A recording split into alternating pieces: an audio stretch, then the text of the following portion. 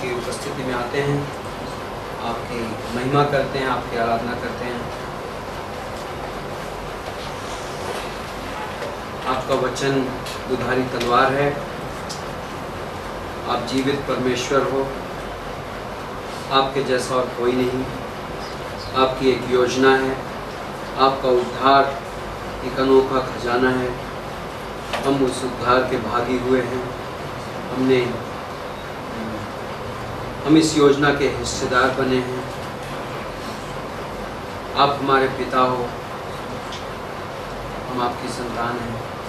आज की शाम में हम आपका वचन गहराई से समझना चाहते हैं। हम ये विश्वास करते हैं कि आप हमें कुछ सिखाना चाहते हो, आप हमें अपने बारे में बताना चाहते हो, आप हमें अपने साथ के उस संबंध में ग्रो कराना चाहते हो। और हम तैयार हैं प्रभु। हम में अपने आप में कोई ताकत नहीं है कि हम अपनी ताकत से उस तरीके से चल सकें, लेकिन ये आपका अनुग्रह है, आपके पवित्र आत्मा की शक्ति है कि आप हमें उस तरीके से बढ़ाते हो। ये शाम की क्लास हम रिकग्नाइज करते हैं कि आप हम सब के जीवन में कुछ काम कर रहे हो। और ये क्लास, ये टेप्स कई जगहों पे जाएंगे जिनकी हम खबरें सुनते रहते हैं। उन स्टूडेंट्स के लिए भी प्रार्थना करते हैं कि आप उन्हें अभिषेक करो और ये क्लास उनके लिए मीनिंगफुल बने, यीशु मसीह के नाम से, आमीन। Okay, so good evening and welcome welcome brother. What's your name? Viru. Welcome Viru. And back there Chandrasekhar, right? Chandrasekhar, welcome. So we are privileged to have these people, and we are also missing some people from the class. We will pray for them. And आज का जो subject है थोड़ा सा कठिन subject है, okay? कठिन not in terms of कि मैं नर्वस हूँ, मैं नर्वस रहूँ भी तो कोई बुराई नहीं है, okay?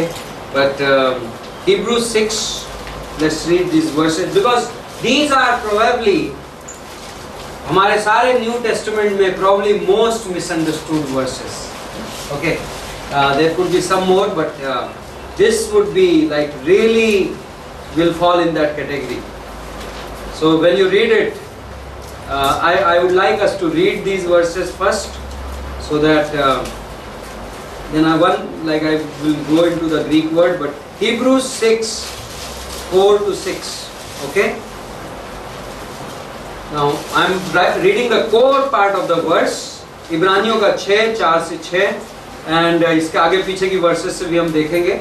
So, for in the case of those who have once been enlightened and have tasted of the heavenly gift and have been made partakers of the Holy Spirit and have tasted the good word of God and the powers of the age to come and then have fallen away, it is impossible to renew them again to repentance, since they again crucify to themselves the Son of God and put him to open shame.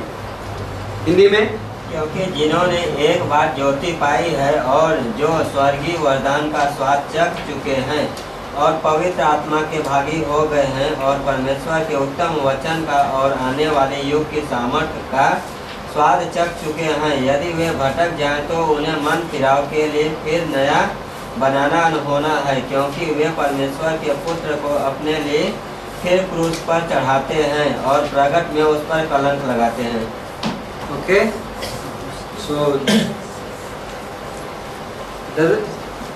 how does it look like reading those verses? It almost looks like this verse is talking about a backslider, right? एक जो लोग विश्वास में आए, कुछ दिन enjoy किया, and then वापस लौट गए, and God बोल रहा है उनके लिए वापस उद्धार में आना असंभव, right? असंभव. Now this is how it looks like. Let's read another set of verses. Hebrews 10.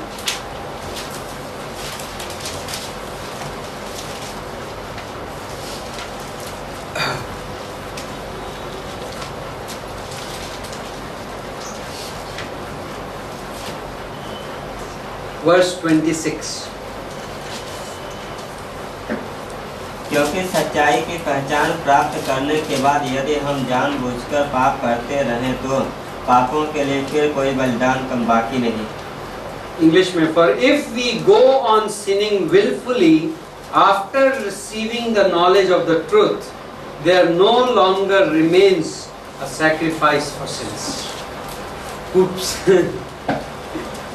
Question is, how many sin willfully after coming to the knowledge of the truth? Has anybody in this room has ever sinned willfully? किसी ने जानबूझ के पाप किया है विश्वास में आने के बाद?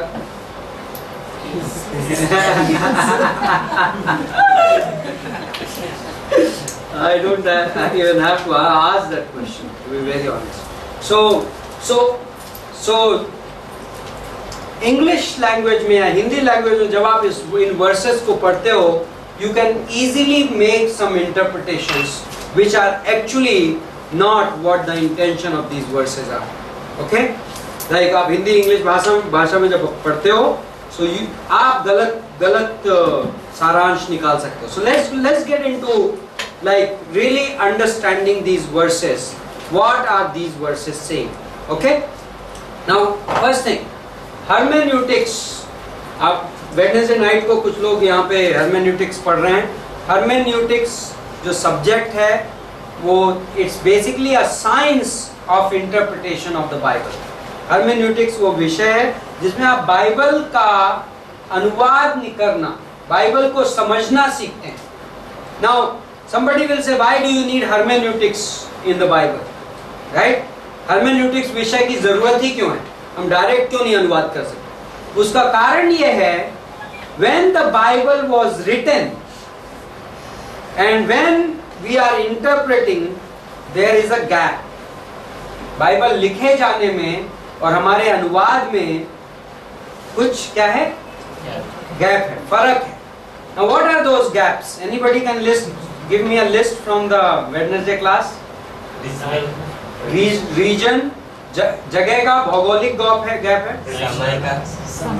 What is that? Traditional, culture का. समय का. संस्कृति. भाषा. Right? So there are so many gaps. When the person was writing and when we are sitting here, there is a gap. Right? Now this gap requires. Now gap का मतलब क्या है? Like suppose I say something, okay, and then that information goes by a second person to you, okay, and the same statement is told to you, and same statement 5 years later is told to you. Do you think आप तीनों के understanding में फर्क आ जाएगा? Yes. There has to be a consistent set of rules to interpret correctly. Then you three, if you apply the same set of rules, then you may interpret the same way. Okay? So, इसलिए hermeneutics is a science which gives us proper rules to interpret not just the Bible. सिर्फ Bible नहीं, आप किसी भी साहित्य को, किसी भी लिटरेचर को जब आप गैप है तो आपको इंटरप्रेट करने में मदद करेगा. Okay? Now why we are specifically talking about the Bible? Because Bible has such a large gap for us. Okay? Now we are not giving all the rules of hermeneutics, but one primary rule. First, probably the first rule in hermeneutics. How do I reduce the gap? मैं gap कैसे कम करूँ? I never try to read a verse on its own. एक पंक्ति को मैं अकेले नहीं पढ़ता, उस पंक्ति को मैं उसके कॉन्टेक्स्ट में पढ़ता हूँ. कॉन्टेक्स्ट मीन्स उसका प्रसंग देखता हूँ. What was the context? Like how do you know the context? किसी वर्स का कॉन्टेक्स्ट आप कैसे? What are the kind of questions you will ask to know the context? किसने बोला, किससे बोला, किस हालात में बोला, कब बोला, किस हालात में था, right? What situation he was? Which book it is written in? What kind of literature is that? Is it a poetry or is it a story or is it a theological document? So which book it is part of? किस किताब का part? उस किताब में उस समय author किस विषय की बात कर रहा है? Sometimes when you are talking of certain subjects, and you will refer another subject, you will refer it in a different way. सो आज हम जब इन पंक्तियों को पढ़ रहे हैं तो पहली चीज हम ये देखने जाएंगे, what was the context of this book of Hebrews. First यदि आप हिब्रूज 6 की इन वर्सेस को इंटरप्रेट करना चाहते हैं तो first you have to understand, आपको ये समझना है कि इब्रानियों की किताब लेखक किस वजह से लिख रहा था, वहां चल क्या रहा था। Okay, so that is the first thing. Now few facts about this book. Okay, ये बुक सन 70 के पहले लिखी गई। ये कौन सा सन? 70 AD के पहले लिखी गई। How do you know that? Any guesses? Yes, exactly. So there are people in this book, it is referred कि people are going back to the sacrifices. Yes, because Paul died. Paul was not there in this book. Paul didn't wrote this book. That you don't know for sure. 60s he died, right? So this book wrote in 70s. No, Before 70s. before 70. So that's not the logic. Logic is इस book में मंदिर का reference है and sacrifices का reference है. When did temple get destroyed? मंदिर कब नष्ट कर दिया गया, किस सन में? 70 AD. Titus the emperor of Rome attacked and उसने ईंट से ईंट बजा दी. Jesus Christ ने प्रोफेसी की थी, no stone will be left upon each other. So every stone will be moved, right? So 70 AD से आज तक temple is still not there. So that means 70 AD से आज तक बुक ऑफ हिब्रूज पॉसिबल नहीं. लेखक जब लिख रहा है तो he says they are going back to their sacrifices. Sacrifices कहाँ पे होती थी, बलियां कहाँ पे चढ़ाई जाती थी? Temple, right? So there was also, it also talks about priesthood, याजकों. So when temple was destroyed, priesthood is also no more. There are no Jewish priests now. यहूदियों में अब याजक वाजक नहीं. Okay, so rabbis हैं but याजक नहीं. So priesthood is gone. So of course it is after 33 AD. सन 33 के बाद है, यीशु मसीह के सूली पर चढ़ाए जाने के बाद. Now what is the subject of this book? इस किताब का विषय क्या है? What is one thing which comes again and again in this book? विश्वास से भटक जाना. विश्वास वर्ड है, वो काफी ज्यादा है. There is this one repetitive thought throughout the book. Jesus Christ is better.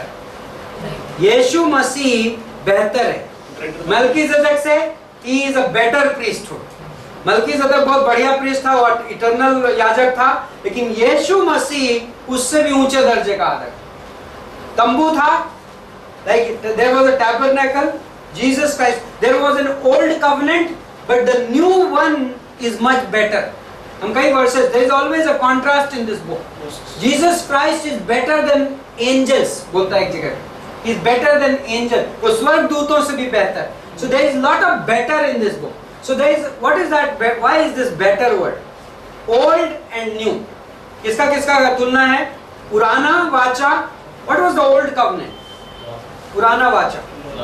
Law, व्यवस्था, मूसा, पुराना नियम. आप कहते हो पुराना नियम. What is that? Basically old testament, मतलब ओल्ड कवनेंट, पुरानी वाचा. And then there is new testament, नया वाचा, नई. सो एक्चुअली पूरी किताब में लेखक समहाउ किसी कारण की वजह से अगेन एंड अगेन इस बात पे स्ट्रेस कर रहा है कि जो नई वाचा है उसने पुरानी को सुपरसीड कर दिया है.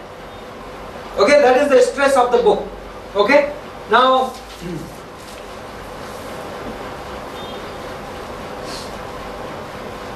there is also one thought in the same process. There is something called in the theology type and antitype. Type, इसको हिंदी में बोलते हैं आदि रूप, and antitype, इसको बोलते हैं पूर्ति. इनकी स्टडी को हम बोलते हैं typology. Now, in the Old Testament, पुराने नियम में परमेश्वर ने बहुत सारे टाइप, बहुत सारे आदि रूप छोड़े. राइट? जीसस क्राइस्ट ने निकोदेमस से बोला, जैसे जंगल में कांसे का सांप उठाया गया था, वैसे ही मनुष्य का पुत्र भी ऊंचा उठाया जाएगा. राइट? रिमेंबर? You understood? हाँ? So what was that? The brazen serpent hanging on a pole was a type of what? Jesus Christ hanging on the cross. Right? So Hebrews में for example एक typology जो मल्कीज़ेदेक किधर से आया और कहाँ को गया, जिसका कोई वंश नहीं था, कोई माँ बाप नहीं था. हाँ, वो व्यवस्था के याजकों से बेहतर याजक था. Yep.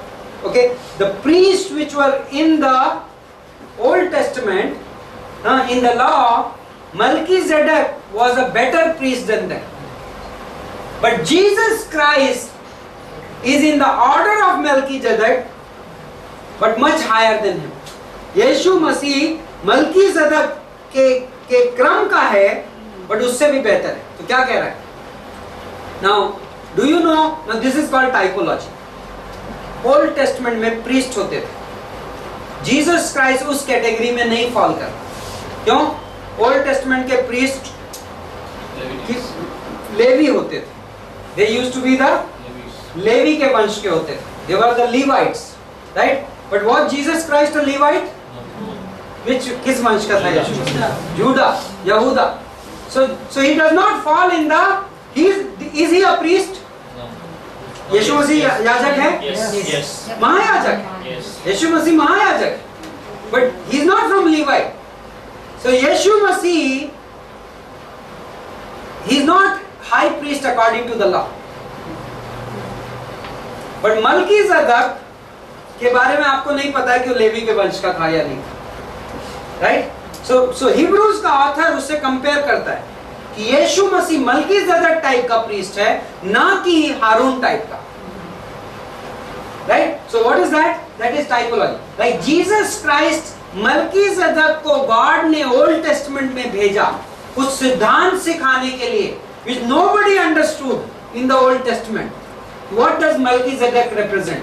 Well, New Testament author is telling us कि Melchizedek represented the high priesthood of Jesus Christ.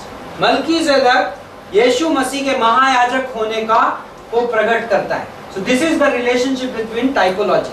Now anti-type always fulfills the type. जो पूर्ति होता है वो हमेशा आदि रूप की obviously पूर्ति करता है. What type was proposing, anti-type is fulfilling it. Okay? But anti-type is always higher than the type. जो पूर्ति होती है वो जो आदि रूप की से ऊंची होती है स्पिरिचुअल रियलिटी में, आत्मिक सच्चाई में. So that like for example, कांसे का सांप जंगल में उठाया जाना, it's a very physical reality. मूसा ने रियल कांसे का सांप बनाया, उसको बैम्बू में लटकाया और खड़ा कर दिया, एंड ऑफ कोर्स उससे भी हीलिंग हुई थी. But that healing is very small compared to the healing which Jesus hanging on the cross will bring. Right? So यीशु मसीह जब सूली पे लटकेगा तो जो चंगाई आएगी वो उससे कई गुना ऊंची है. समझ रहे? So anti type को फुलफिल करता है, बट उसको और एक्सटेंड करता है, उसको और मैग्नीफाई करता है. So same way New Testament is fulfillment of the Old Testament. नई वाचा पुरानी वाचा की पूर्ति है. पुरानी वाचा में बहुत कुछ था जिसको कि यीशु मसीह ने आके नई वाचा में पूरा किया. ओके? एंड हिब्रूज का ऑथर पूरी न्यू टेस्टामेंट बुक्स में ये क्लासिकल ऑथर है जो इस फैक्ट को उभार के ला रहा है.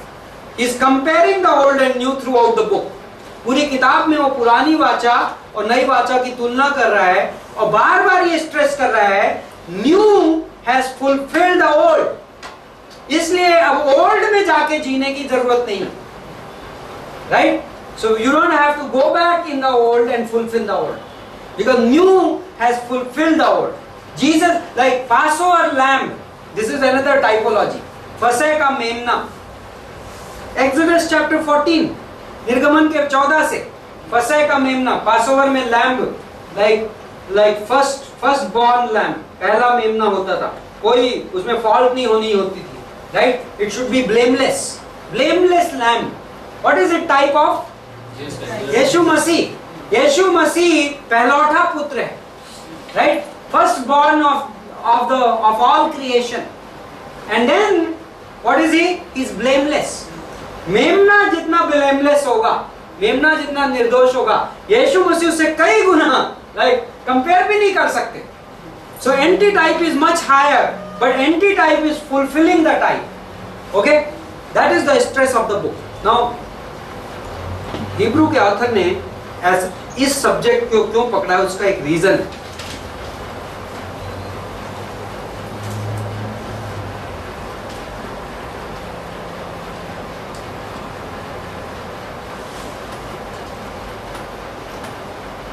हिब्रूज में की किताब में, इब्रानी की किताब में कुछ लोग हैं जो चर्च में आके सुसमाचार सुन के, जो यहूदी हैं, जूइश बैकग्राउंड के लोग हैं, they came to church, they were excited, and then church का persecution आया। चर्च में क्या आया? सताव आया। And then they said it's too risky to be a Christian, right? So what they did is better to be a Jew. अपने समाज में वापस चलते हैं। So there were people who were going back from the church back to the Jewish. नए नियम में आए, उन्होंने वचन ग्रहण किया, चर्च में रहे, कुछ समय तक संगति की, और अब ये लोग क्या कर रहे हैं? वापस जा रहे हैं। एंड इब्रानी का लेखक उनको ये बता रहा है, भाई जो नया वाचा है वो पुराना वाचा का पूर्ति है, पुराना वाचा से बेटर है, और इसलिए आप पुराने में वापस जाने की कोई जरूरत नहीं है, और पुराने में जाना अच्छा नहीं है। तो ये इस किताब का सब्जेक्ट है। ओके, तो क्वेश्चन अब ये उठता है इन लोगों की आइडेंटिटी का, कि ये लोग जो वापस जा रहे थे और जिनके बारे में ये बुक लिख रही है, वर दे सेव्ड पीपल और वर दे अनसेव्ड पीपल? क्या ये लोग उद्धार में आए लोग थे या ये बिना उद्धार के लोग थे? क्योंकि that will change our theology about these verses in a big way, right? कि हम इन लोगों को क्या मानेंगे? If these were saved people, तो देन जो ये स्टेटमेंट कहे जा रहे हैं, they are seeds of, then there is no eternal security, then अनंत की सुरक्षा नहीं है। बट यदि ये लोग अनसेव्ड लोग थे, ओके, then and which मैं अभी शुरू से कंक्लूड कर देता हूं आपको, while I will teach you, these people were clearly unsaved Jews going back to their Jewish system again. ये लोग कौन थे? अविश्वासी यहूदी जो अपनी यहूदी पुराने नियम में वापस जा रहे थे, एंड जो परसिक्यूशन था वो cause to instigate that move हो गया। ओके, सताव जो था वो इस ट्रांसफर का कारण बन गया। Unsaved Jews, how different it is from unsaved believer, unsaved Christian? Unsaved is unsaved. Unsaved person is basically unsaved. But हम यहाँ पे Jews इसलिए बोल रहे हैं. Why is it specifically Jews? Because number one, the book of Hebrews, if you notice, it is being written primarily to Jews. इब्रानियों की किताब यहूदियों को लिखी जा रही है. The whole subject of the book is Jewish subject. Like Gentile को तो उससे फर्क भी नहीं पड़ेगा कि like महायाजक कौन होता है and all that. So these were unsaved Jews. Even though theologically आज के context में जब हम apply करेंगे verse, it may not differ. Even for an average unsaved Gentile, these verses will apply the same way. But I will give you the distinction. Let me, as I move forward. So, but here these are Jewish people. We know because unsaved Gentile जब वापस जाएगा तो वापस sacrifices में नहीं जाएगा. What it says? They are going to sacrifices again. They अपनी पुरानी बलियों में वापस जा रहे हैं. So these guys when they leave the church, where are they going into? वो टेम्पल में जा रहे हैं और फिर बलियां चढ़ा रहे हैं. So that is the context. Okay. Now let's read some of the verses about these people. Okay. जो हमने verses पढ़ी उसके अलावा इन लोगों का description पढ़ते हैं. Then we will get some clues about it. Now chapter 2 verse 1 to 4. Okay. same group of people is being talked throughout the book. Okay? Now, इस कारण चाहिए कि हम उन बातों पर जो हमने सुनी हैं और भी मन लगाएं, ऐसा ना हो कि बढ़कर उनसे दूर चले जाएं, क्योंकि जो वचन स्वर्गदूतों के द्वारा कहा गया था, जब तक स्थिर रहा और हर एक अपराध और आज्ञा ना मानने का ठीक ठीक बदला मिला, तो हम लोग ऐसे बड़े उद्धार से निश्चिंत रहकर कैसे बच सकते हैं, जिसकी चर्चा पहले प्रभु के द्वारा हुई और सुनने वालों के द्वारा हमें निश्चय हुआ, और साथ ही परमेश्वर भी अपनी इच्छा के अनुसार चिन्हों और अद्भुत कामों और नाना प्रकार के सामर्थ्य के कामों और पवित्र आत्मा के वरदानों के बांटने के द्वारा इसकी गवाही देता रहा. Now, if you see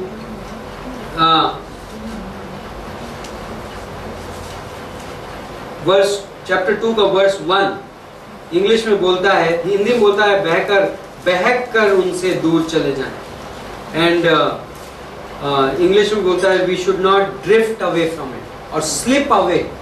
तो नेक्स्ट वर्स आप पढ़ेंगे, तीसरा अध्याय पूरा का पूरा. Therefore if you hear my voice harden not your heart.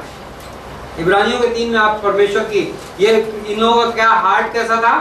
Harden था. Now do you know Bible में there are 2 occasions primarily जहाँ पे ये फ्रेज यूज की गई है कि अपना दिल कठोर मत कर लेना. कहाँ? फैरो. One is pharaoh. निर्गमन की किताब 7वें अध्याय से 12वें अध्याय के बीच में 20 times it talks about Pharaoh. Pharaoh का हार्ट हार्डन हो गया, right? So and then where else? Hebrews 3 and 4 of course. और कहाँ पे, किसको पता है? एग्जैक्ट रेफरेंस याद नहीं, लेकिन जहाँ पे लिखा है कि जेंटाइल्स को, यहूदियों का दिल कड़ा किया ताकि जेंटाइल्स को गॉस्पेल मिल सके. Okay, that is a good one. नहीं, वहाँ पे दिल कड़ा नहीं, वहाँ पे ब्लाइंडनेस है, वहाँ अंधकार है. So that's a little different. But hardness of heart is Romans 1 में 18 to 31 में, even though they knew God, वो परमेश्वर को जानते थे, लेकिन उन्होंने उसे कृतज्ञता की बात नहीं समझा और वो अपनी नीच कामों में लगे रहे. Right? Therefore God has given them up in their own right immorality. Yeah, and then it says and hardened their heart. उनका दिल कड़ा हुआ. So in both these references you see ये phrase जो harden, दिल का कठोर होना, ये फ्रेज किसके लिए यूज की गई है? अनबिलीवर के लिए यूज की गई है, अविश्वासी के लिए. नाउ इज़ेकियल 36:26, यहेजकेल 36:26 क्या बोलता है परमेश्वर हमारे साल्वेशन के बारे में? तुम्हारा मैं पत्थर का हार्ट निकाल दूंगा और हाड़ और मांस का हार्ट दे दूंगा.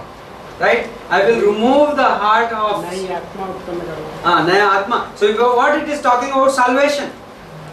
So hardened heart जो ये word है, ये often Bible में इसके बारे में used है, अविश्वासियों के बारे में. Then let's 5 का 11, 6 to 12 हम वापस पढ़ेंगे. Hebrews 10, 26 and 29 हम वापस पढ़ेंगे. Okay? Now, so these people are departing. ये लोग जो हैं ये डिपार्ट कर रहे हैं, इनके वचन इनसे स्लिप ऑफ कर रहा है, इनका हार्ट हार्डेंड है. ओके, सो इनके पास दोबारा रिपेंटेंस का मौका नहीं है, सो दोबारा पश्चाताप का मौका नहीं है. like they don't have a chance for repentance again. ये सारी चीजें. Now let me go very quickly. If I give you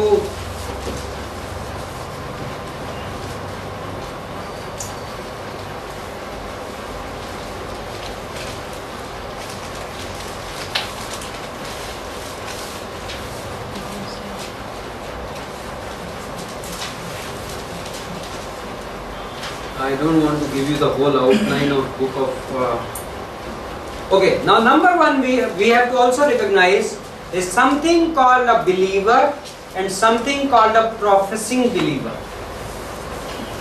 एक होता है विश्वासी और दूसरा होता है मुंह से बोला हुआ विश्वास। राइट? कोई व्यक्ति ये बोलता है मैं विश्वासी हूं, डज दैट मीन कि वो विश्वासी है? मतलब हम जज करने नहीं जाते, but technically does that mean विश्वास मुंह में होता है या विश्वास हार्ट पे होता है? हार्ट पे होता है। So is it possible for man to have something in the heart and say something else? क्या मनुष्य कर सकता है ऐसा?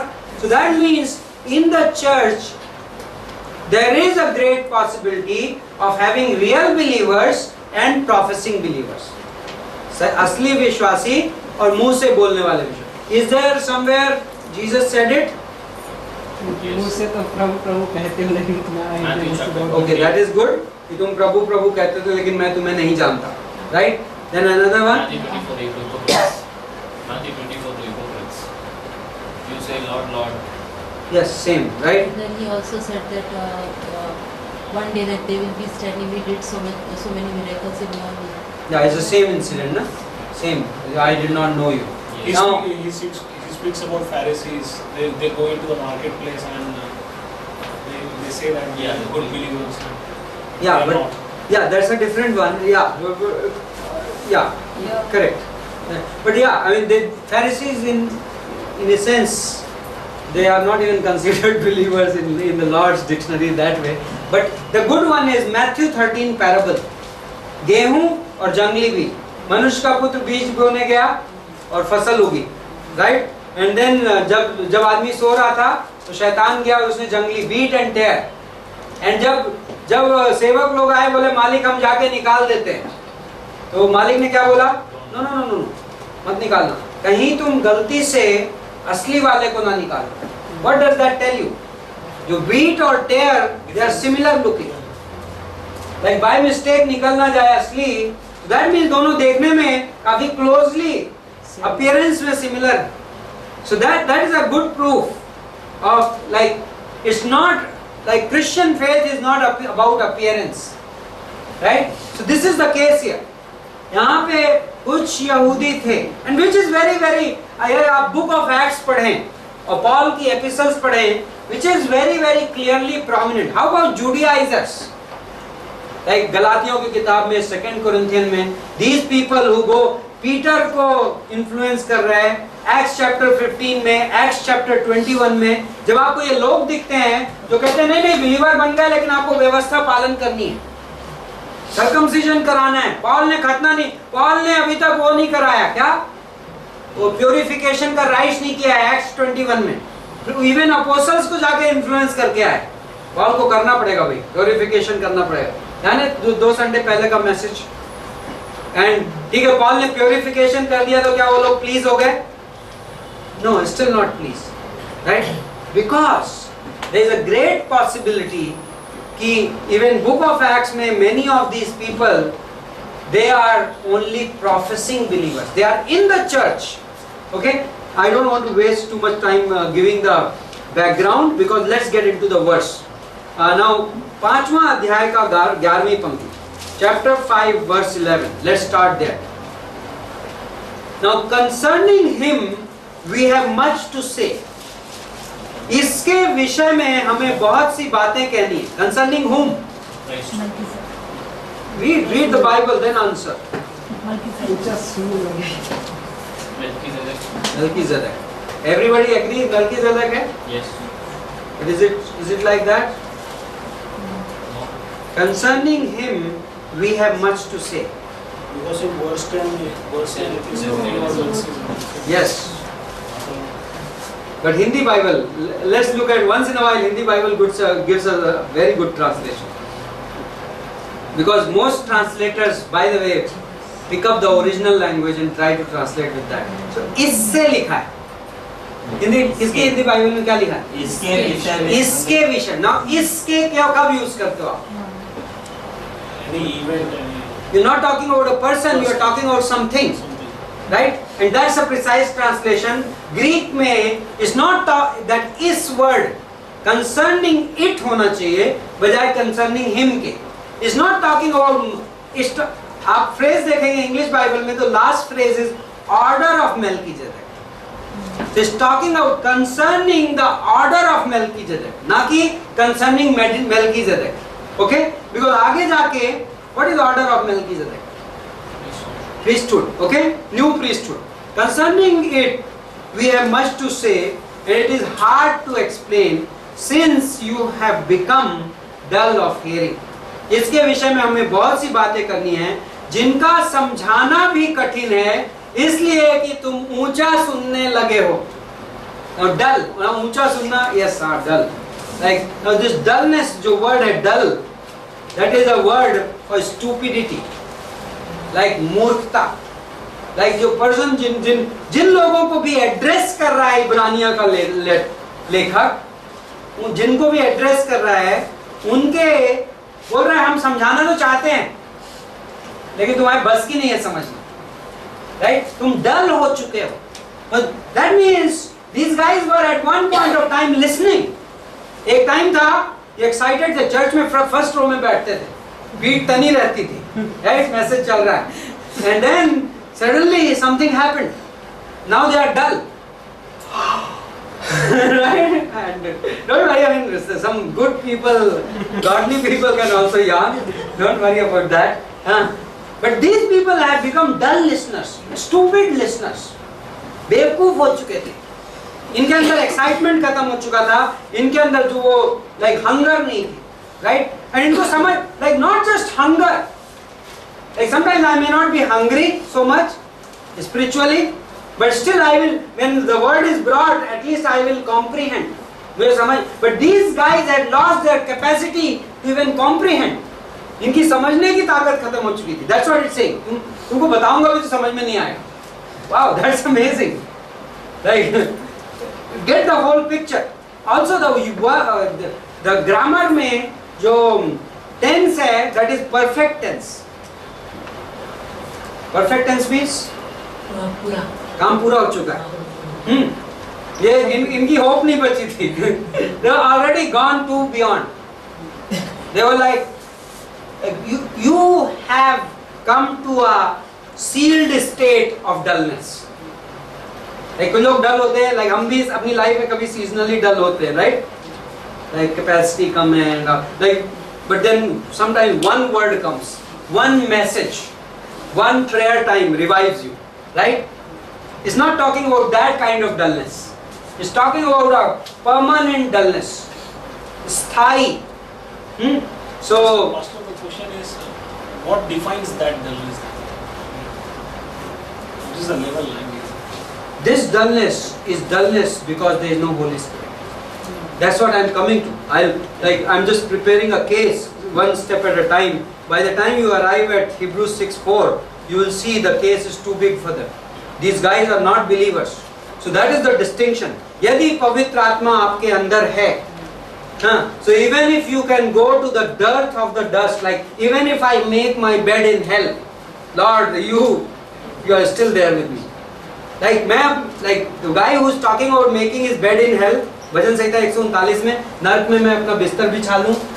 He's talking about something very deep, like gone case, like absolutely, like Micah 7, word Micah 7 is that 7:8 ना, like even though मैं, mica बोलता है, मैं पाप में गिरा पड़ा हूं और मैं अंधकार का निवासी हूं, तब भी ए बैरिन मुझ पे आनंदित मत हो, मैं उठूंगा.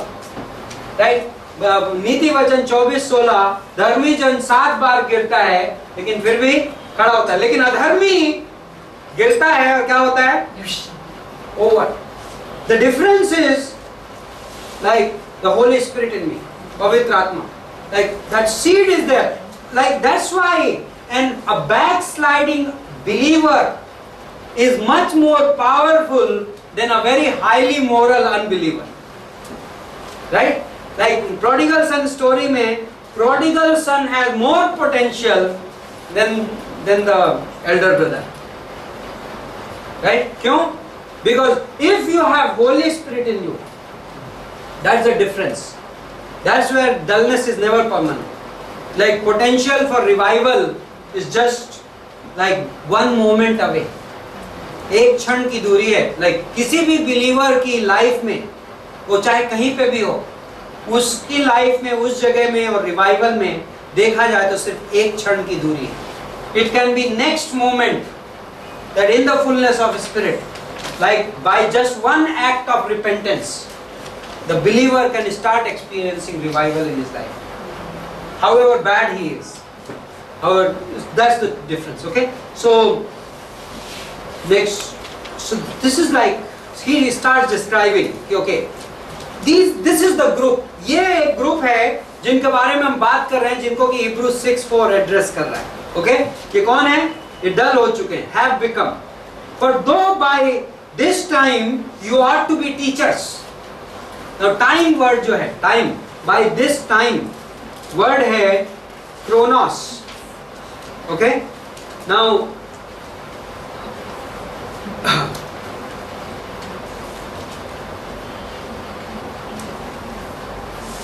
is basically they have gone through a lot. By this time, like they have been in the church long enough, right? By this time, इस समय तक क्या बोलता है? समय के हिसाब से तो तुम्हें गुरु हो जाना चाहिए था. तो भी क्या ये आवश्यक है कि कोई तुम्हें परमेश्वर के वचनों की आदि शिक्षा फिर से सिखाए? इंग्लिश में elementary principles of the oracles of God. Now, and you have come to need milk and not solid food. कि तुम अन्न के बदले अब तक दूध ही चाहिए. Now, what is this comparison? Milk and solid food. दूध कौन पीता है? बच्चा पीता है. लेकिन क्या बड़े नहीं पीते? Yes, and that is exactly what it is. Like when you come to faith, you learn basics, right? अब इस विश्वास की बुनियादी चीजें आप सीखते हो. That does not mean कि जब आप वयस्क हो जाते हो, जब आप मेच्योर बिलीवर हो जाते हो, तो आप बुनियादी चीजें भूल जाते हो. इसका मतलब ये नहीं. It's not talking about कि when you become mature, you have to seek some higher knowledge. No, it's not like that. Like इसलिए हम like मेरे डैडी अभी भी दूध पीते हैं, right? मैं नहीं पीता लेकिन like in the sense that even adults drink milk. That's a very good comparison. But then यहाँ पे फर्क किस बात का है? बच्चों और एडल्ट्स में क्या फर्क है? नॉट कि दूध पीने का, कैपेसिटी का, राइट? डाइजेस्टिव कैपेसिटी डेवलप नहीं है, राइट?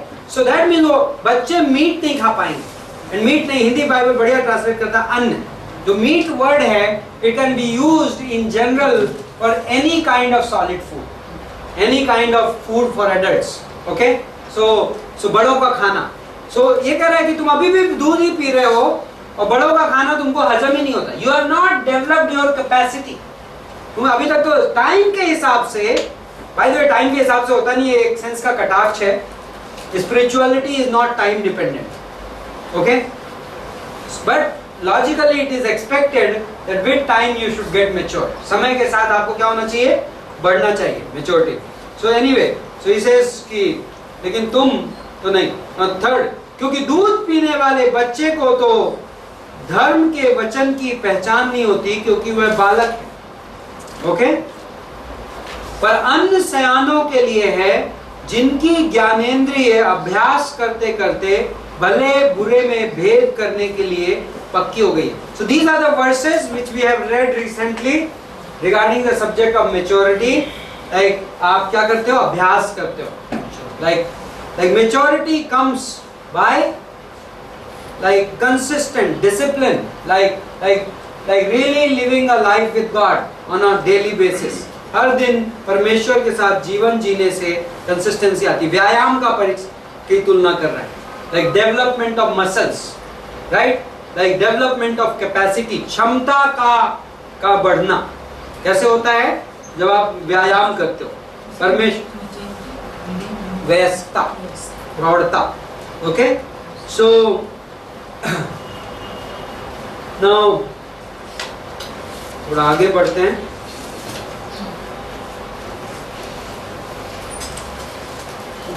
पहली पंक्ति, अगले 6वें अध्याय की पहली पंक्ति. Therefore, now यहाँ से क्रूशियल टीचिंग चालू हो जाती है and you can get confused very easily and you can also learn very easily.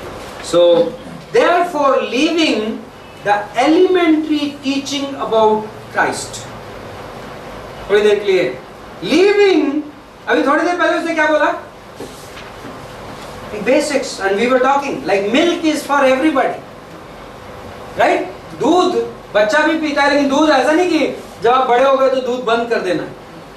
So then why does it say, therefore he is encouraging leaving aside the elementary teaching about Christ. Hindi में बोलता है इसलिए आओ मसीह की शिक्षा की आरंभ की बातों को छोड़कर. Why would somebody encourage like that? Like, do you forget your salvation message which you heard on the first day of salvation later in life? Are you expected? No, right? Clear? So then it has to be something different, right? So क्या है?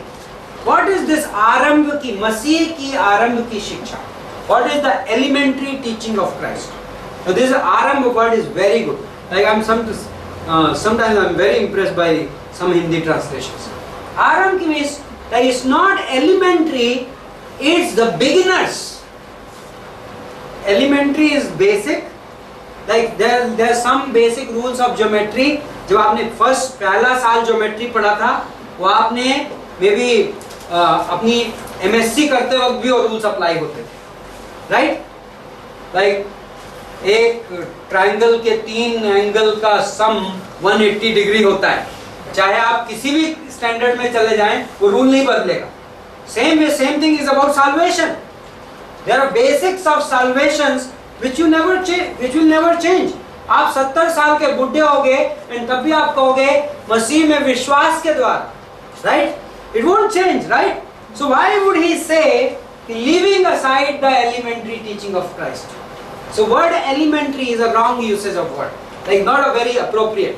जो Greek word है, जो शब्द है, it has more to do with beginning, preliminary, like pre-information, prior information. Like मसीह के आगमन की शुरुआती शिक्षा. Now what is that prior information regarding Jesus Christ coming? आरंभ, हिंदी में बोलता है आरंभ. तो शुरुआत में जो बताया गया मसीह के बारे में. When was told? When was the prior information, beginning information about Christ given to mankind? Genesis. Yeah, and maybe the whole of the Old Testament. Old Testament was the preparation for the Messiah. Right? पुराना नियम क्या था? यीशु मसीह के आने की और इस उद्धार की क्या थी? प्रारंभ की शिक्षा थी. प्रारंभ. That is a very good word. So Old Testament. So बोलता है. So ये लेखक एनकरेज कर रहा है कि प्रारंभ की मसीह की शिक्षा को छोड़कर, is encouraging कि Old Testament को छोड़ो, right? And now then it starts making sense, right? So then it is worth leaving. यदि आप मुझे ये बोलोगे कि न्यू टेस्टमेंट में बिकॉज आपने मत्ती की किताब 15 बार पढ़ लिया, मत्ती की किताब मत पढ़ो, that will be wrong teaching, right? No New Testament author, no apostle will ever try to tell you that, right? कोई आपको प्रेरित ये नहीं कहेगा कि अरे आपने यूहन्ना की किताब मैंने बहुत बार पढ़ी, अब पढ़ने की जरूरत नहीं. No, we enjoy this over and over again, right? But here you see प्रारंभ की, like that. ये लोग see this verse tells me ये लोग उस पे अटके हुए थे. किस पे? ओल्ड टेस्टमेंट वाली में. अभी भी अब क्या आपको नए नियम में ऐसे लोग मिलते हैं और स्टिल टॉकिंग अबाउट दैट प्रारंभ का. यस, सर्कमसीजन, खतना कराने वाले लोग. मसीह में आता लेकिन खतना भी करो. खाने के बारे में, like dietary loss, right? Sabbath के बारे में. Now see here, there is a description. He says, let us press on to maturity. What is maturity? हमने पढ़ा maturity का subject, right? Maturity is वैसा. को क्या word है maturity के लिए? Perfect. But what is the Greek word? Anybody remembers? Shalom. Perfect का तुमने सही बोला, but that is Isaiah 26:3. Teleos. Maturity is teleos. That's what I'm asking. I didn't ask you perfect. So let us move towards teleos, perfection.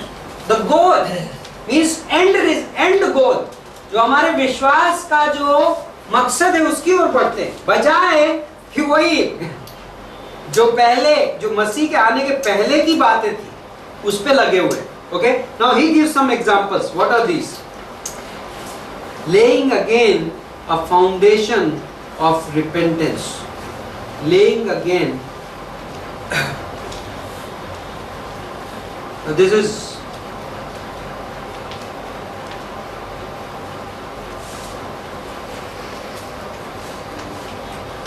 foundation of repentance. Now repentance जो पश्चाताप है वो नए नियम का भी शब्द है, राइट? सो कई लोग इसका जब दूसरे तरीके का इंटरप्रिटेशन निकालते हैं, they use this in terms of New Testament, but look at this. What kind of repentance is this? Repentance from dead works. Now think of this.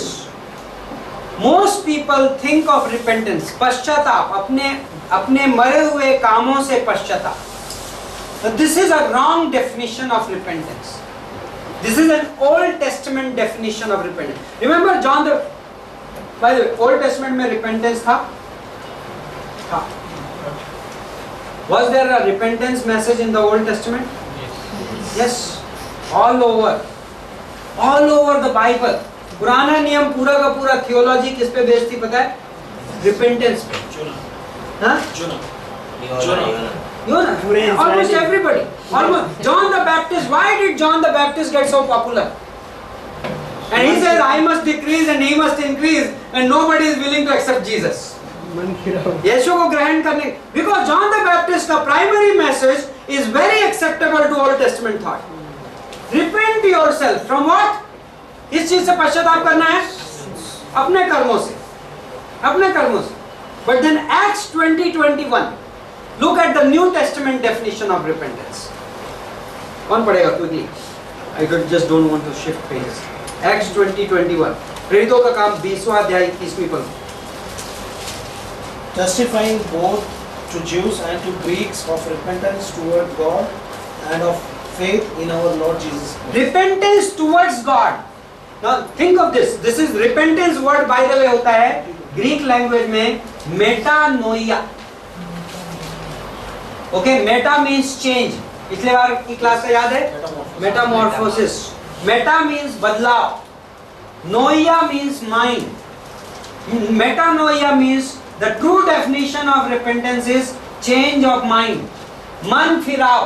आपने हिंदी बाइबल में ट्रांसलेटेड सुना होगा, मन फिराओ. This is what repentance means. मेरा इधर को direction था, and when I do a U-turn and मेरा डायरेक्शन इधर हो जाता है, that is metanoia, मन फिराओ. So metanoia can be defined in two ways. यदि ये इधर मेरे वर्क्स हैं, ये मेरे कर्म हैं, और इधर यीशु मसीह है, ओके? यदि मैं इधर को मुंह फिरा के, रिपेंटेंस में मैं इधर को मुंह था और मेरा मुंह टर्न करके किधर को हो गया? इधर को हो गया. ना जब मैं यहाँ पे खड़ा होकर रिपेंटेंस की बात करूंगा, तो रिपेंटेंस में किससे रिलेट करूंगा? अपने वर्क से रिलेट करूंगा. लेकिन जब मैं यहाँ पे खड़ा होकर रिपेंटेंस की बात करूंगा, तो रिपेंटेंस टुवर्ड्स गॉड की बात करूंगा. राइट? सो ओल्ड टेस्टामेंट का आदमी जब पश्चाताप की बात करता था, तो एट बेस्ट वो क्या बोल पाता था कि अपने पाप से पश्चाताप करो, अपने बुरे कर्मों से पश्चाताप करो. कई बार नए नियम में भी लोग अभी तक यही कर रहे हैं. बट एक्चुअली अब हमारे पश्चाताप की डेफिनेशन क्या है? एक्ट्स 20:21 कि हम वो भूल चुका है. That is old history. हमको उसके बारे में बात करने की जरूरत नहीं है. रिपेंटेंस टुवर्ड्स गॉड, परमेश्वर की ओर. सो इन एंड उसको उसी ने क्वालिफाई कर दिया एक्ट्स 20:21 में, and faith towards our Lord Jesus Christ. So when I was in my dead works, तब कोई आके मुझे कहे अपने पापों से पश्चाताप करो. ऑल राइट, बट पापों से पश्चाताप बस करके कुछ नहीं होता. साल्वेशन कब होता है पता है? When you this arrow, like यदि आपकी लाइफ यहाँ पे टर्न करके यदि इधर तक नहीं आई, तो repentance is no good. Bible बोलता है, यीशु मसीह ने कहा कि कोई आदमी आएगा और अपने घर में झाड़ू लगाएगा और घर को क्लीन कर देगा और दुष्ट आत्मा को निकाल देगा, सब बाहर कर देगा. लेकिन यदि वो घर को खाली रखेगा तो क्या होगा? 7 गुना आके उस घर को कब्जा कर लेंगे. That's amazing. That's the picture of repentance from dead works without having repentance towards God.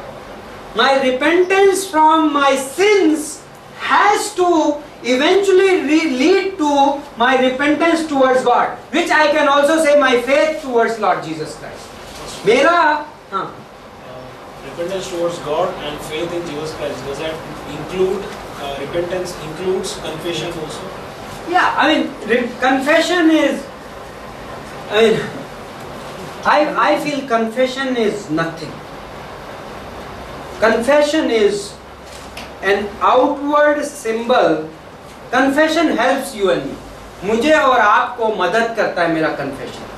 But spiritually speaking, before the eyes of God, it is my heart which counts. So moment I repent and put my trust in Christ, salvation happens. Confession is for my own help. If I confess, यदि मैं इकरार करता हूँ तो मेरा भला होता है. क्यों? क्योंकि मेरे को डेफिनेशन चाहिए बेटर, मेरी अकाउंटेबिलिटी बेहतर हो. So why is it when people get baptized we clap, we really rejoice? Not because baptism से Holy Spirit आने वाला है. That's a wrong theology. That baptism से उनको उद्धार मिलने वाला. No, but we believe that because this man is making that decision, it will be very helpful to him. अब वो खड़ा हो रहा है अपने विश्वास के लिए. That is so. But in the eyes of God, it is the faith which counts, right? So, I mean, it's the simplest way to say it. I mean, I think it is a little more complicated than that, but simplify it. Okay? So this was, now he is defining what are the elementary teachings. Elementary teachings are not basics of Christianity in this verse. क्या elementary teaching क्या है? Old teaching, old beginning की teaching. What is this one of them? Repentance from dead works. People think this is he's talking about New Testament teaching. No, he's talking about Old Testament concept. पुराने नियम के सिद्धांत की बात करता है अपने मरे हुए कर्मों से. Then what is then? Of course, and of faith towards God यहाँ पे भी included है कि दोनों thoughts normally साथ में चलती हैं. And then it says of instructions about washings. Washings. What is washings? Purification. ध्यान है पॉल को क्या बोला गया था Acts 21 में जाके करो. तो ओल्ड टेस्टमेंट का जो नियम था उसमें बहुत सारी वॉशिंग्स इन्वॉल्व थी. बाय द वे ये जो वर्ड है that is baptism. Okay, so and don't think baptism was only a new testament idea. बपतिस्मा सिर्फ नए नियम में नहीं होता. Were people getting baptized in old testament? Right, priest was baptized. John the Baptist क्या करा रहा? बैप्टाइज करा रहा. राइट, जब तक जीसस क्राइस्ट ने साल्वेशन और लाइक क्रॉस कुछ नहीं हुआ था, न्यू टेस्टमेंट चर्च नहीं फॉर्म हुआ था, जॉन द बैप्टिस्ट बैप्टाइज करा. बाय द वे एलाइशा ने नेमन द लेपर को क्या करवाया? बैप्टाइज करवाया. Right, go dip yourself, self baptism, but it was a baptism. Baptism was a common idea. Every time a proselyte, कोई अन्य जाति का, कोई जेंटाइल पर्सन जब ज्यूइश फेथ में आता था, you know what they used to do? They used to baptize. So baptism is by the way not a New Testament idea. और यहाँ पे जिन baptisms की बात, by the way baptisms यहाँ पे plural में है. Right? New Testament baptism is not in plural. You know that? हाँ? नए नियम में बपतिस्मा एक वचन में होता है. Only one baptism, right? अब repetitive baptism तो नहीं कराते. But Old Testament में baptism was a common phenomena. Like every time a new rabbi will rise up, just to say कि मैं इस रबाई की टीचिंग के नीचे सबमिटेड हूँ, you could get baptized in the Old Testament, no problem. Baptism did not mean the way it means. Like today we say after you believe you be baptized, you don't have to be baptized again. अब एक बार बपतिस्मा लेते हो दोबारा बपतिस्मा की जरूरत नहीं है. Right? So baptisms and or washings, laying on of hands. Okay? Now laying on of hands.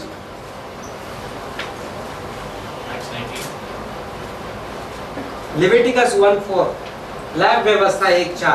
You know when they used to lay hands, किसके ऊपर हैंड ले किया जाता था? Yes, exactly. There was a law कि जब आप बलि चढ़ाने जाते थे तो आप पहले क्या करते थे? पहले उस बकरे के ऊपर हाथ रख के प्रेयर करते थे, and then बकरा भेजते थे. लैब व्यवस्था 1:4, Leviticus 1:4. So laying on of hands क्या है? लोग सोचते हैं ये वाला है, बेनी हिन वाला है. No, this is not the like the one which is being talked about. This is Old Testament teaching is being talked about. Which is the next one? Resurrection. क्या ओल्ड टेस्टमेंट के लोग रेजरेक्शन में believe करते थे? Yes, all over. पुनरुत्थान की बात अयूब भी कर रहा था. Right? मैं एक दिन प्रभु के सामने खड़ा हूँ, मेरा उद्धार करता जीवित. So, okay, and eternal judgment. So basically, verses 1 and 2 में क्या बोल रहा है वो लेखक? कि चलो भाई पुराने नियम से बाहर निकलो. ये पुराने नियम में जो तुम सब सीख के आए हो उससे बाहर निकलो. And then बोलता है, and this we will do if God permits. करेंगे, ठीक है? There is nothing wrong. But issue is this is not the priority. ये हमारा मुख्य मुद्दा नहीं है. And go to verse 4. क्योंकि जिन्होंने एक बार ज्योति पाई है. Now this is where we get into because now think of this. ये phrase English Bibles में I think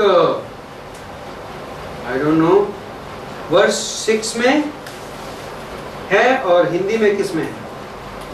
4 में, क्योंकि जिन्होंने एक बार नहीं वो phrase नहीं. ओके 6 में ही है सभी में. हाँ 6 में है. इंग्लिश में बोलता है impossible to renew them again. Hindi में कहाँ पे बोलता है? दोबारा उनके लिए नया बनाना असंभव है. 6 में ही है. 6 में है.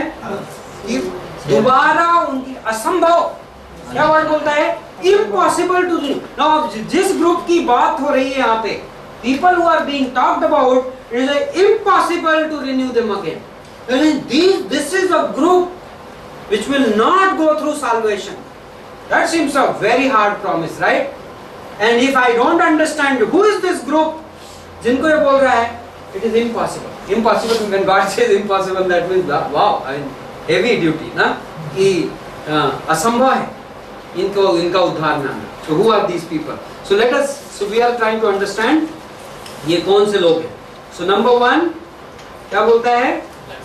By the way, Hebrews 6:18, Hebrews 10:4 and Hebrews 11:6 same word impossible used है. Okay? इब्रानियों का 10:4, इब्रानियों का 6:18, इब्रानियों का 11:6 तीनों जगह ये word impossible used है. You want to read it? Hebrews 6:18 read it.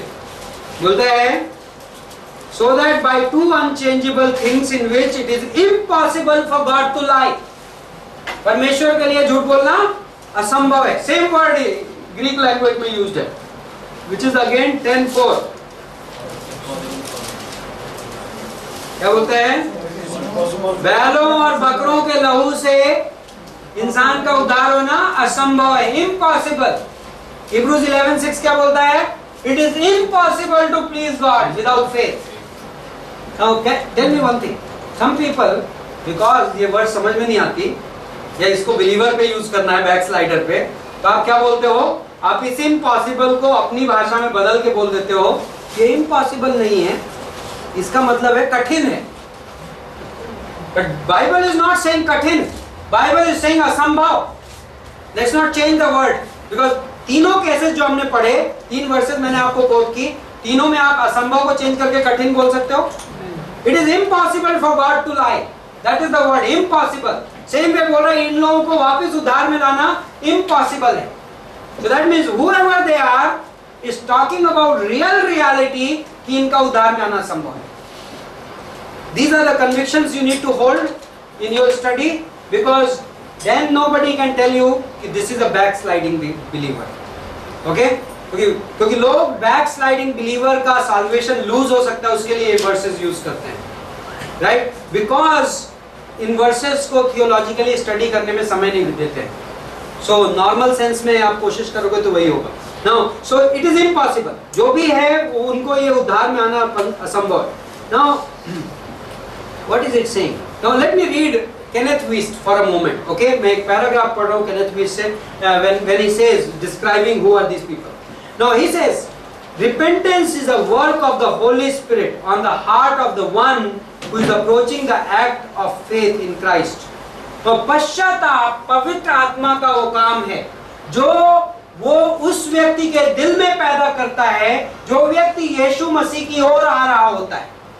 So suppose if I wanted to draw a diagram, very to make it a little simple, okay, not to complicate, but at the same, not to too simplify the doctrine, but give me a little bit of grace in that.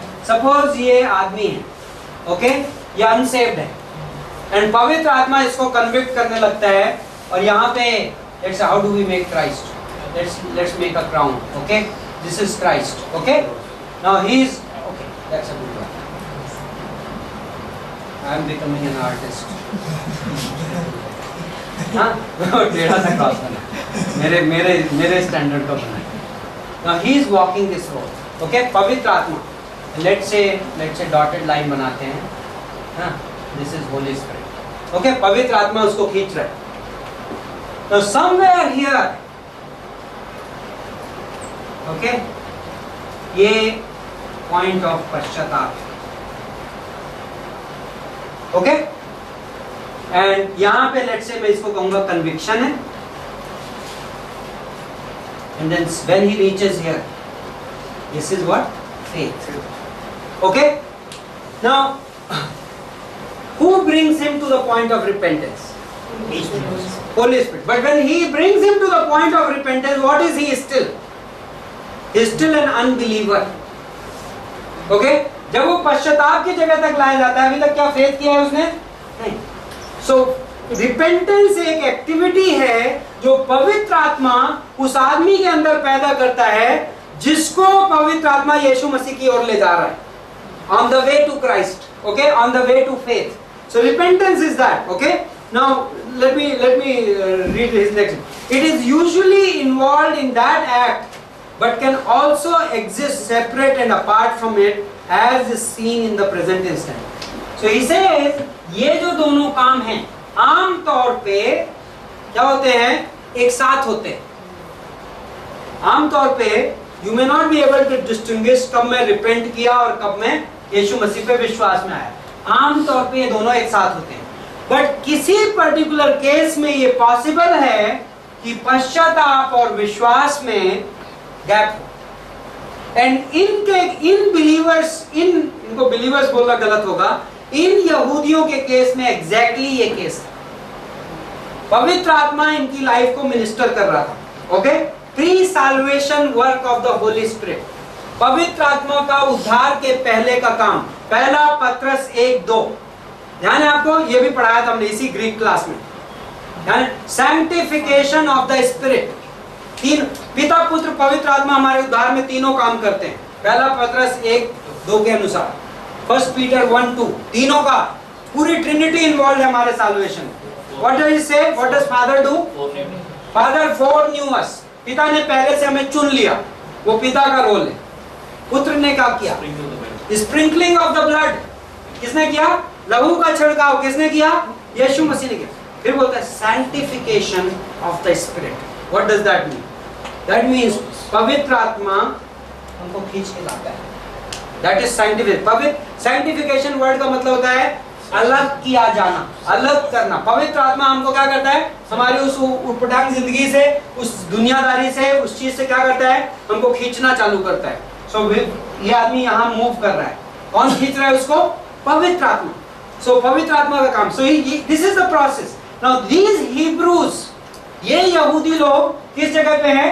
They are somewhere here in their walk with God. अभी तक वो believer नहीं बने हैं. they were being drawn. इसीलिए बोलता कि enlighten तो हुए थे, रोशनी तो इन्होंने देखी थी पवित्र आत्मा की. बट क्या था? Let's read the description. सो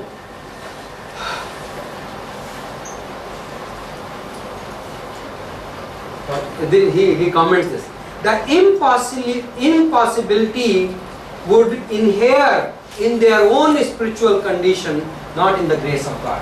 यदि वो इस जगह से बिना उद्धार में आए रिटर्न जा रहे हैं, ये परमेश्वर के अनुग्रह की कमी नहीं है.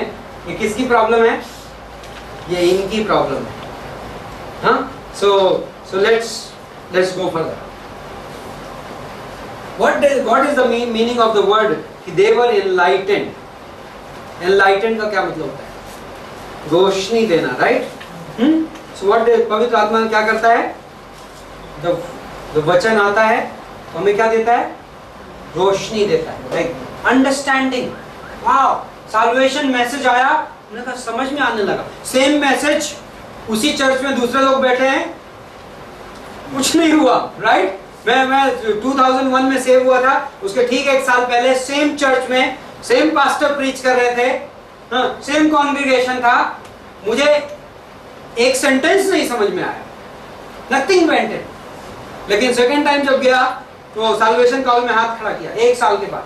Point is enlightenment. Enlightenment doesn't mean कि होली स्पिरिट आ गया। एनलाइटनमेंट मीन्स कि होली स्पिरिट ने क्या किया? ओपन देयर अंडरस्टैंडिंग, उनकी समझ को खोला, उनकी बुद्धि को खोला, राइट? सो एनलाइटनमेंट का कॉन्टेक्स्ट क्या है? Hearing of the word of God. जब वचन सुना गया तो समझ खुल गई, that is what enlighten. Okay, now he gives a very good illustration from Old Testament. आपको ध्यान है ओल्ड टेस्टमेंट में 12 जासूस गए थे, 12 भेदिए, 12 spies to see the promised land. They all saw it, right? सभी ने देखा, so they were all enlightened. But जब लौट के आए तो क्या हुआ? 10 ने कहा oops, nothing doing, नहीं जाने का। 2 ने कहा, जोशुआ केलेब ने, we should go. What was the end result? Who went? Only Joshua Caleb went. God ने 40 साल उस जनरेशन को, बाइबल बोलता है 40 साल वो घूमते रहे, जब पूरी जनरेशन मर गई जोशुआ केलेब को छोड़ के, तब गॉड ने कहा okay, now go to promised land. That's the picture. These are those guys. These are like 10 spies. इन्होंने वादे का देश तो देखा नजदीक से, but they never got to live in the promised land. These guys, they got to see the salvation from a very close distance, right? क्योंकि यहाँ तक आए, पवित्र आत्मा का इनकी लाइफ में काम हुआ, Holy Spirit did a work in their life, but they never got saved. They saw the promised land. Their eyes were enlightened. इन्होंने वादे का देश देखा, but they could never get an opportunity to live in the promised land because of their own unbelief. खुद के अविश्वास की वजह से. Okay, so that's a very good picture. Now let's get into some controversial ones. This is the coming at its peak. Oh, once enlightened and have tasted of the heavenly gift. Oh, they have tasted. इन्होंने स्वर्गीय वरदान का स्वाद चखा. Or people say, look, they are saved. They have tasted of the heavenly gift. Now what is the difference? अब आज आप घर जाओगे तो will you taste the dinner or will you eat the dinner? हैं? आप अपने भोजन को चखोगे या भोजन को खाओगे? It's like I think seeing an advertisement and not buying the product. Yeah, almost like that. Like getting the feel of it. Like how about people who experience healings? हम कहते हैं ना कई बार, wow, हमने इस पर्सन के लिए prayer कर रहे थे, unbeliever, and he got healed of cancer. But are you sure that he got saved? Not necessarily. So he tasted of the heavenly gift. He came so close. उसने इतना नजदीक से देखा. Maybe he lived with believers for 5 years and he came to the church. Like मेरी एक sister है, आया, वो कम से कम 6 महीना, उसका नाम आपका ही नाम है. So 6 महीने तक, this is 5 years back, 4 years back, she used to come to church every Sunday. And घर में आइडल्स थे, हम बातें करते थे, और हम बहुत लविंगली बातें करते हैं, हम ऐसा नहीं लीगलिस्टिकली, बट हम जानना चाहते थे, what are you thinking, like Christ के बारे में क्या सोचा. शी वाज लाइक एक और like one more God. But ऐसे नहीं चलेगा. He does not play. So I asked her, then why do you go? Like because it's very strange कि आपके अंदर इतनी हंगर कैसे. हम अच्छे ख्याल से बिलीवर्स को कई बार संडे मॉर्निंग चर्च पहुंचाना कठिन होता है, एंड ये अनबिलीवर हर संडे फेथफुली पहुंचाती थी. क्या बोलती है? मैं वहाँ जाती हूँ तो एक अनयूजुअल शांति मुझे महसूस होती है। मैंने कहा ग्रेट, आते रहो। But the thing is, what is that? You have tested of the gift, like चखा है आपने। ओके, आपने बहुत नजदीक से देखा है, but then is that salvation? No, the word used is you become partaker of the gift. Salvation, you don't just, विश्वासी साल्वेशन को सिर्फ चखता नहीं है, विश्वासी साल्वेशन को ग्रहण करता है। अब फर्क देख रहे हैं? So instead of saying in this verse कि they were saved people, what is it saying? ये सिर्फ चखे वाले लोग हैं जिन्होंने चखी है। Now what is the third one? Now this is also another one, huh? People get blown away, clean bold at that. Huh? Have been made partakers of the Holy Spirit. Oops. So does that mean कि होली पवित्र आत्मा के भागी हो गए? Now this word in the Greek language is partner. What? Partner. क्या? Colleague बन गए, हिस्सेदार बन गए. So that means they participated in the work of the Holy Spirit. What do you think? यहाँ से यहाँ तक पहुँचने में क्या पवित्र आत्मा के काम में पार्टिसिपेशन नहीं लगा होगा? Definitely लगा होगा. Maybe it meant healings. Maybe it meant miracles. And in fact verse 5 में देखिए, and परमेश्वर के उत्तम वचन का और आने वाले युग की सामर्थ्यों का स्वाद चख चुके हैं. Wow! You know, सामर्थ, power of God. You have tasted the power of God, the eternal power. The power के लिए word क्या है यहाँ पे Greek language का? Dunamis. Dunamis means the dynamite power, dynamo power. ये दो English words हैं जो dunamis से बने. Dynamite, like real inherent power, like 350cc bike, like oops, power. इन्होंने God की power भी चखी. What does that mean? That means that brings us to that area about people getting healed before salvation. Like this person, like he's like really seeing the work of God. तो ये church में थे, ये message सुन रहे थे, God इन्हें enlighten कर रहा था, नजदीक से ये साल्वेशन देख रहे थे, लोगों का जॉय, आनंद का अनुभव कर रहे थे, लोगों ने इनको लाइक इंपार्टेशन दिया, यीशु मसीह को देखा, सब कुछ हुआ, बट क्या पार्ट बच गया था? उद्धार बाकी था. And what they decided? They decided to take a U-turn. Problems, persecution, सताव, जो भी कारण रहा, बट इन्होंने क्या किया? यहाँ से U-turn. Now listen to this part, verse 6, जो कि हमारी मेन वर्स है. यदि वे भटक जाएं, तो उन्हें मन फिराव के लिए नया बनाना होना है. It is impossible if they turn back. Now why impossible, Lord? क्योंकि आपकी तो धीरज की कमी नहीं है, राइट? परमेश्वर बोलता है कि मैं किसी को मरने नहीं देना चाहता, किसी को नरक में नहीं देखना चाहता, इसके लिए मैं इंतजार कर रहा हूँ, राइट? यीशु मसीह अब तक वापस क्यों नहीं आया है? Because he is patiently waiting for some more salvations, right?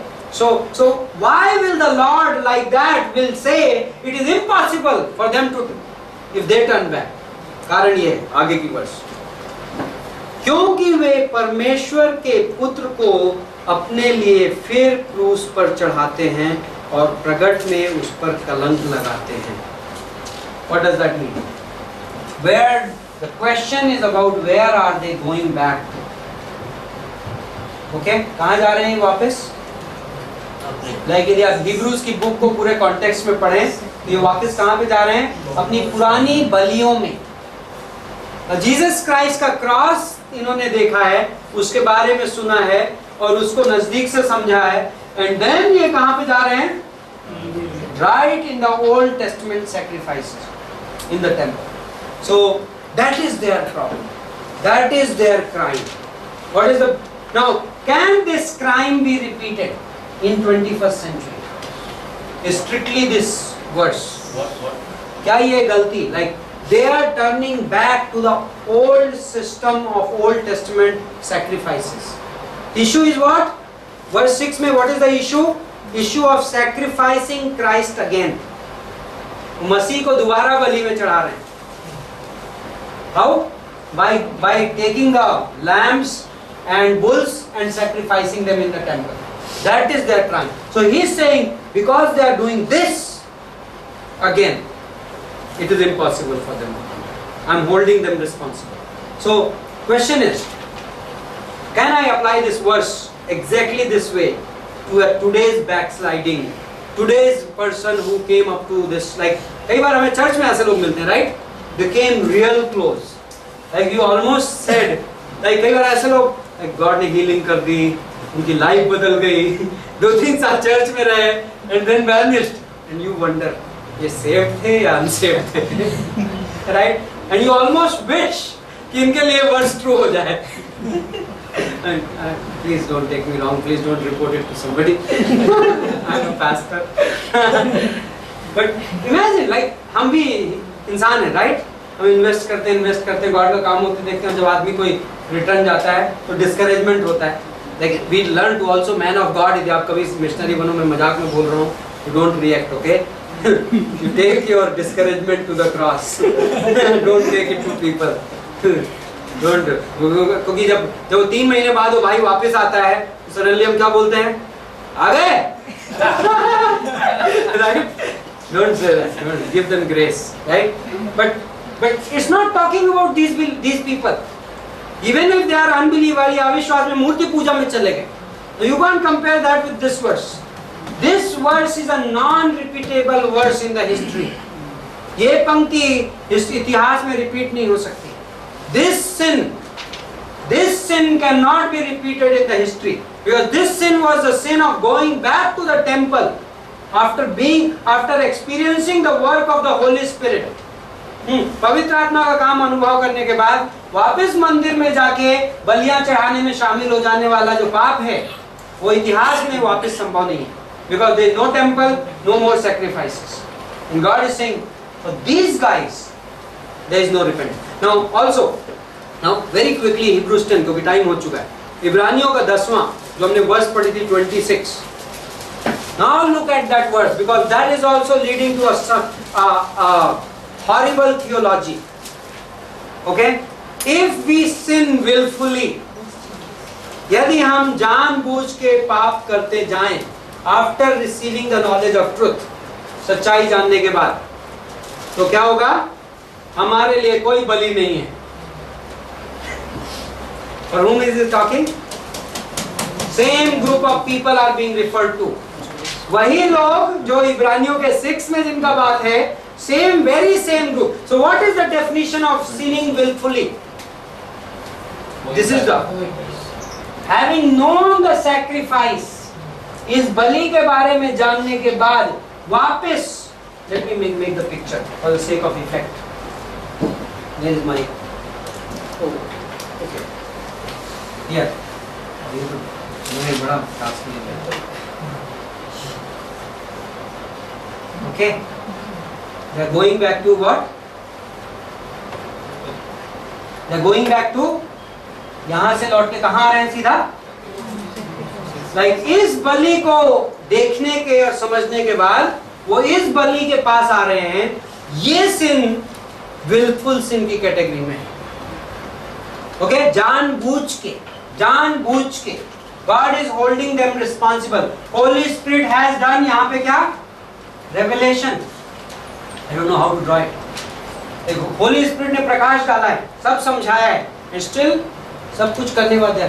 Now this sin is called willful sin in this terminology. Now this does not mean Old Testament में एक था क्या? Sin of Old Testament में there used to be a special sacrifice for sin of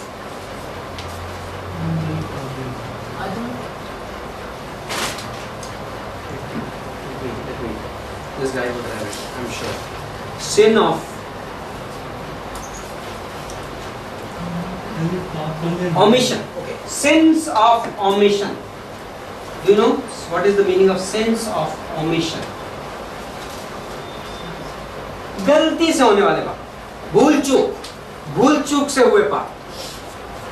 In the Old Testament there used to be sacrifice for this also.